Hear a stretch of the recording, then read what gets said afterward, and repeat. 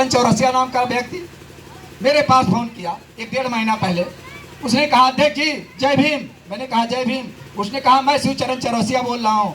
मुझे बड़ा गर्व हुआ कि एक चौरसिया समाज का व्यक्ति नौजवान अगर मुझसे मदद मांग रहा है और जय भीम का संबोधन कर रहा है तो कहीं ना कहीं उसे यह लगा कि भीम आर्मी मजबूत है कि नहीं है। मैंने कहा बताइए बाबू क्या समस्या है। उन्होंने कहा सर हमारे गांव में कुछ जमीन है, हमारी कुछ मनवादी विचारधारा के लोग, देखिए मैं जातियां किसी का नाम नहीं लूंगा इसलिए लेना बेकार है। क्या मतलब है, जो हमारे विपरीत है वो हमारा दुश्मन है, चाहे मेरा भाई हो, मेरा बेटा हो, मेरी औलाद हो, चाहे मेरी बहन बेटी हो, मेरी बीवी हो। जो नहीं मेरा है, जो मेरे विचारधारा का नहीं है वो मेरा नहीं, सीधी बात। उसने कहा वो लोग हमारी जमीन को कब्जा करने की नीयत से मुझे मारे, मेरी पत्नी को भी मारे। तो मैंने कहा जाइए लालगंज थाने में एसओ साहब से मिलिए, अपनी पीड़ा रखिए। उन्होंने कहा सर मैं तीसरी बार आज आया हूँ, थाने से ही बोल रहा हूँ और मेरी सुनवाई नहीं हो रही है, मेरी बात को सुना नहीं जा रहा। इत्तेफाक से उस समय पटेल जी आए थे एसओ, इसके पहले जो पटेल जी थे एसओ। मैं फ़ोन लगाया, मैंने कहा महोदय मैं नासिर अली बोल रहा हूँ, जिला अध्यक्ष बस्ती। उन्होंने कहा बताइए अध्यक्ष जी।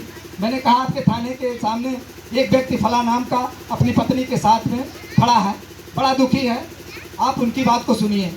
वो एसओ महोदय चैम्बर से निकल करके बाहर गए, आवाज़ दिए कि शिव चरण चौरसिया जी कौन है। देखिए बात यहाँ समझिए, जब हमारी विचारधारा का हमारा आदमी, हमारे लोग थाने चौकी सिस्टम में होंगे तो तरीका बदलेगा।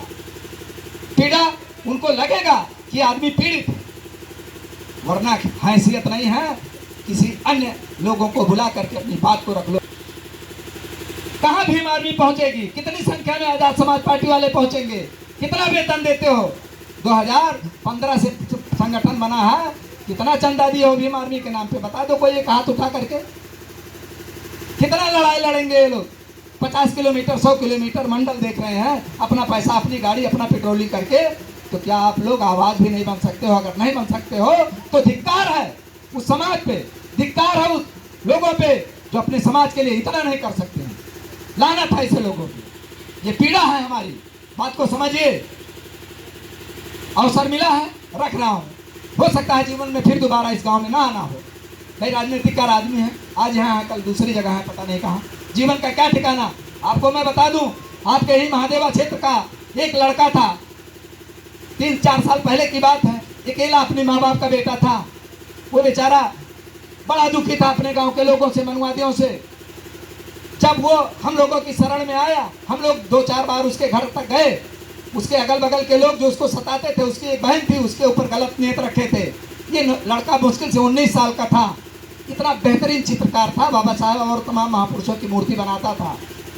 19 साल का लड़का हमारे और आपके घर का शाम को दिन डूबने के बाद में मोबाइल में व्यस्त मिलेगा। वो लड़का सोचिए जीसीबी चलाता था और अपने माँ बाप का इकलौता लड़का था भाइयों। वो बेचारा जब मदद मांगा हम लोग दिए, कुछ दिन मामला चला, विरोधी डरे। एक दिन क्या हुआ कि वो बस्ती से आ रहा था, फाकट डाल के पास पीछे से 4 पहिया चढ़ा करके मार दिए, मर गया बेचारा। तो हम लोग के पास सोचिए, हम लोग कितनी लड़ाइयाँ लड़ते हैं अपनी बहन बेटियों के लिए, अपनी माताओं के लिए, अपने नौजवानों के लिए। हमारे ऊपर कितनी रिस्क होती है, दिन रात ये पता नहीं होता है कि आज यहाँ खड़े हैं तो कल कहाँ रहेंगे या 1 घंटे बाद कहाँ जाना होगा। तो निवेदन है, विचारों को जोड़िए, समझिए। अगर भीम आर्मी पैदा हुई है तो भीम आर्मी के अगुआ चंद्रशेखर आजाद जी हैं, उनको अपना लीडर स्वीकार करिए अगर परिवर्तन करना चाहते हैं। और परिवर्तन देखिए, मैंने कहा कि इस राज्य में जब एक बार बहन जी मुख्यमंत्री बनी थी तो मनवादियों की कुर्सी हिली थी। ठीक उसी तरह से जिस दिन दिल्ली की कुर्सी पे आप ही का बेटा, आप ही का नौजवान साथी, एक 35-36 साल का चमार का बेटा कुर्सी पे बैठेगा, दिल्ली के मनवादियों की कुर्सी हिल जाएगी। ये सच्चाई है भीम आर्मी की। वो दिन दूर नहीं है, अभी वो 35-36 साल का है, मेरी उम्र 45-46 साल है। मेरी उम्र के आते आते जिस दिन एक नौजवान दिल्ली के कुर्सी पे बैठेगा, एक छोटी जाति का बेटा, उस दिन मनवादियों की कुर्सी हिलेगी। ये सच्चाई बता रहा हूँ और ये तय है, लिख लीजिएगा कि 2023 में जिला अध्यक्ष जी यही कह के गए थे 10 साल नहीं लगेगा परिवर्तन होना है दिल्ली में।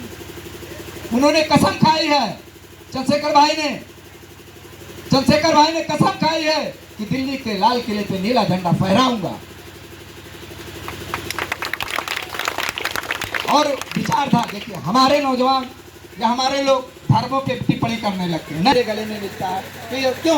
ये बाबा साहब से प्रेरित होकर के मैंने लिया, ये अपने समाज के लिए प्रेरित होकर के लिया।